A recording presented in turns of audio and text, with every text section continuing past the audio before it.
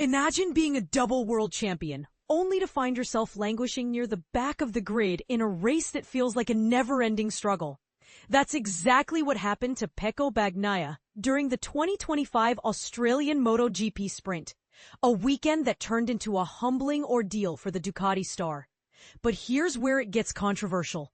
Was it simply a bad day at the office? Or is there something deeper at play? Let's dive into the details and uncover what went wrong and why it's sparking debates among fans and experts alike. Bagnaia's season has been far from smooth, but his performance at Phillip Island marked a new low. After a shaky start to the weekend, he managed to show promise during Friday's practice session, hinting at a potential turnaround. However, Saturday's qualifying session took a disastrous turn. Not only did he slump to 11th place, but he also incurred a 3-place grid penalty for impeding another rider. This left him starting the sprint in a less than ideal position, setting the stage for a race he'd rather forget. And forgettable it was. By the opening lap, Bagnaia had dropped to 12th, and by lap 3, he was down to 16th. The downward spiral continued until he found himself in 20th place by lap 5. With only temporary Ducati teammate Michel Pirot trailing behind, he eventually crossed the finish line in 19th, a staggering 32.408 seconds behind sprint winner Marco Bezzecchi. And this is the part most people miss.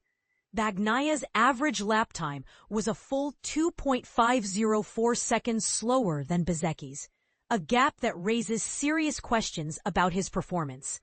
Here's a breakdown of the lap times for comparison. Laps: Marco Bezzecchi, MB72, Fabio Di Giannantonio, FD49, Pecco Bagnaia, PB63.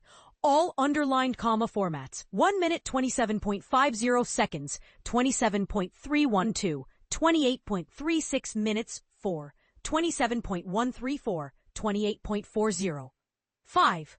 27.369, 28.108, 31.789, 6, 28.424, 27.609, 29.824, 7, 27.122, 27.684, 8, 27.213, 27.708, 30.063, 9, 27.724, 27.855, 30.222, 10, 27.55, 27.509, 29.502, 11, 27.673, 27.767, 29.477, 12, 27.568, 27.788, 29.265, 13, 28.128, 28.42, 29.658. Average pace, 1 minute. Di Giannantonio averaged 2.184 seconds quicker per lap, finishing 5th, the highest-placed Ducati rider. This marked the first time in the sprint era that no Ducati rider made it to the podium, a statistic that underscores the depth of Bagnaia's struggles. In a post-race interview with Sky Sports Italy, Bagnaia didn't hold back, labeling his performance humiliating.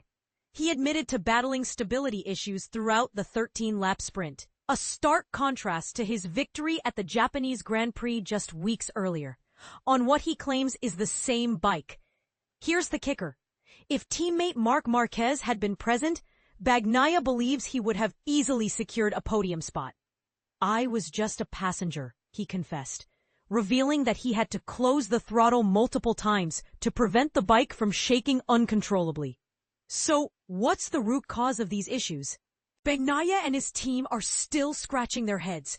"We're not understanding the situation well," he admitted. While they've ruled out setup and electronics as the culprits, the problem remains elusive. "It's something beyond the team's capabilities," he noted, adding that finding the solution feels like nitpicking in a complex puzzle. Now the big question. Is Bagnaia's slump a temporary setback, or does it signal a deeper issue with Ducati's GP25?